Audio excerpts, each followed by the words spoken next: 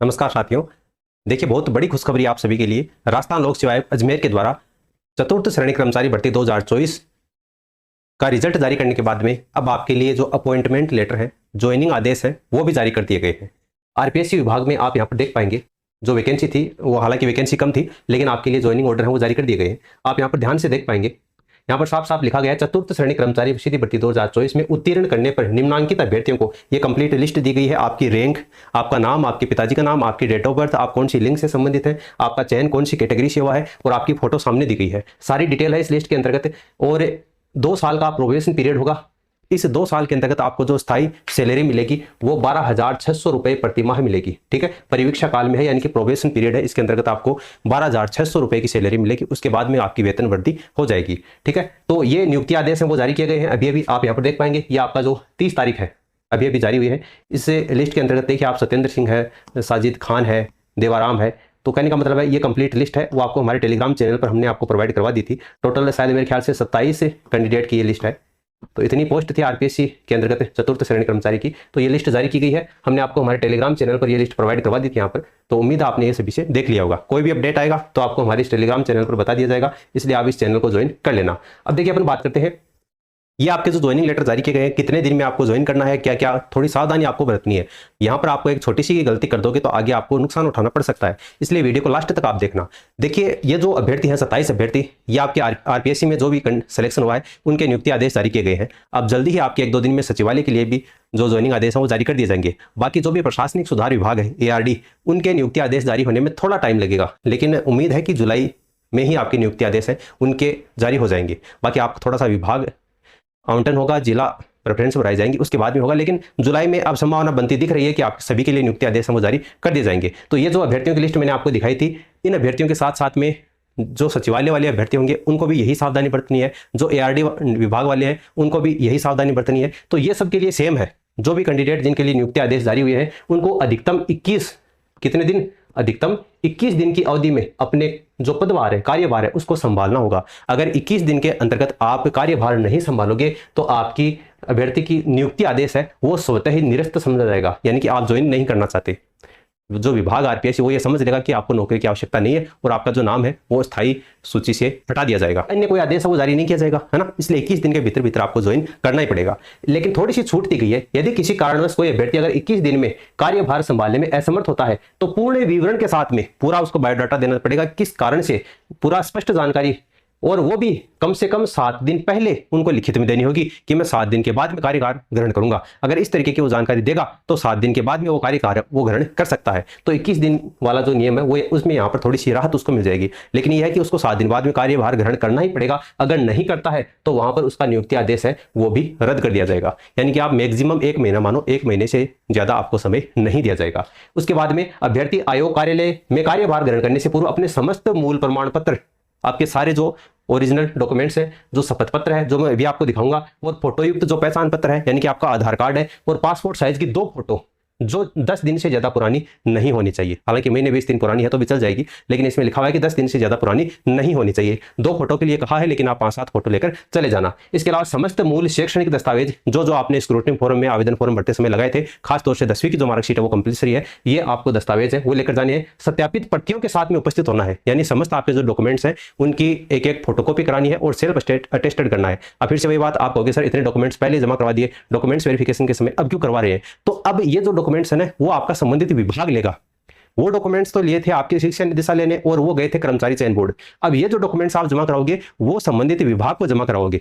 मैंने आपको documents verification का कार्य चल रहा था, उस समय भी आपको एक वीडियो प्रोवाइड करवाया था। उस समय मैंने आपको बताया था कि जैसे ही रिजल्ट जारी हो जाएगा उसके बाद में जैसे नियुक्ति आदेश जारी होंगे तो सभी का एक सेट आपको और बनवाना पड़ेगा। तब बहुत सारे अभ्यर्थियों ने कहा भी था कि सर ऐसे थोड़ी होता है, अभी सारे डॉक्यूमेंट्स जमा करवा दिए बाद में थोड़ी बनवाने पड़ेंगे। तो अब देख लीजिए, आप समस्त मूल प्रमाण पत्र, शपथ पत्र, फोटो युक्त पहचान पत्र, 2 पासपोर्ट साइज फोटो और सभी शैक्षणिक दस्तावेजों की सत्यापित अटेस्टेड करके आपको उपस्थित होना है, ताकि आयोग स्तर पर चयन स्पष्ट किया जा सके। और साथ ही कार्य ग्रहण करने से पूर्व नियत वेतन पर कार्य करने की सहमति यदि लागू हो लिखित रूप में देनी होगी। साथ ही कार्य ग्रहण से पूर्व आपको 50 रुपए के नॉन जुडिशियल स्टाम्प बनवाना होगा, इस आशय का शपथ पत्र प्रस्तुत करना होगा। उसके द्वारा आवेदन पत्र में दी गई समस्त सूचनाएं संलग्न किए गए प्रमाण पत्र सत्य है, यानी एक 50 रुपए का स्टाम्प बनवाना पड़ेगा। उसमें आपको यह लिखवाना है कि मेरे द्वारा दी गई सभी जो जानकारी है वो सत्य है। अगर इसमें किसी भी प्रकार की कोई हेर फेर पाया जाता है तो भविष्य में चयन बोर्ड मेरा जो ज्वाइनिंग है वो निरस्त कर सकता है, इसके लिए किसी भी प्रकार की जिम्मेदारी नहीं है। चयन निरस्त किए जाने का अधिकार होगा। ठीक है, अभ्यर्थी की जो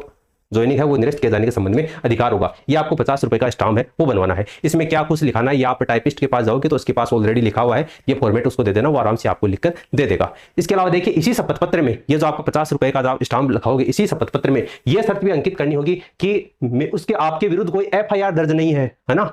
जैसे कोई पुलिस में अगर आपके खिलाफ कोई केस चल रहा हो, जमीनी विवाद का, मानहानि का, 420 का कोई केस चल रहा हो, धारा 370 लगी हुई हो, कोई भी केस है कहने का मतलब है, तो वो आपके पास में दर्ज नहीं है। न्यायालय में कोई आपराधिक प्रकरण विचाराधीन लंबित नहीं है, ये बात आपको 50 रुपए के स्टाम्प पर लिखवानी होगी। न ही उन्हें पूर्व में किसी न्यायालय के द्वारा राजीनामा किया गया है। अगर आपका राजीनामा भी किया हुआ है ना, जैसे बहुत सारे बेटियों के लगातार कमेंट आ रहे थे कि सर जमीनी विवाद चल रहा था लेकिन राजीनामा हो गया, तो क्या हमें ज्वाइनिंग मिल जाएगी, है ना। तो ये आपको स्टाम्प पर लिखवाना पड़ेगा कि न्यायालय से जुड़ा हुआ किसी भी प्रकार का प्रकरण आपके पास में लंबित नहीं है। आपको जो पुलिस वाला जो वेरिफिकेशन है वो आप बनवा लीजिए अब। ठीक है, अब आप बनवा सकते हैं। ठीक है, क्योंकि 6 महीने से ज्यादा पुराना नहीं होना चाहिए और अब आपके नियुक्ति आदेश वो जारी कर दिए गए हैं, तो पुलिस वेरिफिकेशन आप बनवा लीजिए, वो अब आपका काम में आ जाएगा। यहाँ पर देखिए, अभ्यर्थियों को कार्य ग्रहण करने से पूर्व अपने स्वास्थ्य की जांच करवाकर स्वास्थ्य जांच प्रमाण पत्र अपने जिले के मुख्य चिकित्सा और स्वास्थ्य अधिकारी, यानी आपके जिले का जो जिला अस्पताल है वहां पर जो CMHO है उससे साइन किए हुए आपका जो मेडिकल सर्टिफिकेट है वो आपका मान्य होगा। अन्य किसी भी प्रकार का मेडिकल सर्टिफिकेट है वो मान्य नहीं होगा। और स्वास्थ्य प्रमाण पत्र जारी होने की जो दिनांक है और नियुक्ति आदेश जारी होने की दिनांक वो उसके बाद की होनी चाहिए, यानी आपका ये जो ज्वाइनिंग लेटर जारी होगा उसके दिनांक के बाद की दिनांक उसके ऊपर अंकित होनी चाहिए। ठीक है, इसके अलावा अभ्यर्थी को कार्य ग्रहण से पूर्व आपका नाम, उपनाम, विवाह संबंधी शपथ पत्र, धूम्रपान नहीं करने, दहेज नहीं लेने, दिनांक 1 जून 2002 के पश्चात 2 से अधिक संतान नहीं होने का शपथ पत्र, 2 उत्तरदायी व्यक्तियों के द्वारा चरित्र प्रमाण पत्र यानी कि 2 गजेटेड ऑफिसर के द्वारा चरित्र प्रमाण पत्र और अंतिम शैक्षणिक संस्थान द्वारा जारी चरित्र प्रमाण पत्र भी प्रस्तुत करना होगा। डॉक्यूमेंट्स वेरिफिकेशन में जो जो डॉक्यूमेंट्स आपने लगाए हैं वो सारे डॉक्यूमेंट्स आपको यहाँ पर प्रस्तुत करने होंगे। ठीक है, ये डॉक्यूमेंट्स अब सारे आपको विभाग को जमा करवाने हैं। तो जो आपने डॉक्यूमेंट्स बनवाए थे आप सभी को पता है, अरे बनवा लेना, फिर से क्या है 1000-1200 रुपए लगेंगे, है ना। और क्या है, ज्वाइनिंग तो मिल ही रही है ना कम से कम आप, तो ठीक है 1000-1200 रुपए और लगे सही, बनवा लेना सारे डॉक्यूमेंट्स, टेंशन मत लो। 1 महीने के आपके 13,000 रुपए मिलेंगे आपको, 2 साल बाद में बढ़ जाएंगे, क्या दिक्कत है। भारत के संविधान के प्रति निष्ठा रहने की शपथ आपको लेनी होगी। इसके अलावा कार्य ग्रहण के पश्चात पुलिस विभाग के द्वारा चरित्र और पूर्व में सत्यापन स्वास्थ्य प्रमाण पत्र प्रस्तुत करना आपका आवश्यक नहीं है। ये कहने का मतलब जो व्यक्ति पहले से किसी सरकारी सेवा में है, अगर वो यहाँ पर इसको ज्वाइन करना चाहते हैं 4th ग्रेड में, तो उन कर्मचारियों को पुलिस के द्वारा वेरिफिकेशन और स्वास्थ्य संबंधी प्रमाण पत्र वो प्रस्तुत करने की आवश्यकता नहीं है। बाकी जो फ्रेश कैंडिडेट है उनको पुलिस वाला और स्वास्थ्य वाला दोनों बनवाना है। ठीक है, इसके अलावा यहाँ पर देखिए, आपका जो प्रोबेशन पीरियड होगा उसमें किसी भी प्रकार की वेतन वृद्धि नहीं होगी। ठीक है, ऐसा नहीं है कि 12 महीने हो गए और आपका इंक्रीमेंट लग गया, 12 महीने होने पर इंक्रीमेंट नहीं लगेगा, 2 साल तक वेतन वृद्धि नहीं होगी। और पे मैट्रिक्स लेवल 2 के अनुसार आपका वेतन है वो दिया जाएगा, 12,600 आपका निर्धारित है। और आपका 2 साल के प्रोबेशन पीरियड में अन्य किसी भी प्रकार की सुविधा और अवकाश आपको राजस्थान के संशोधित प्रावधान के अनुसार ही दे होंगे।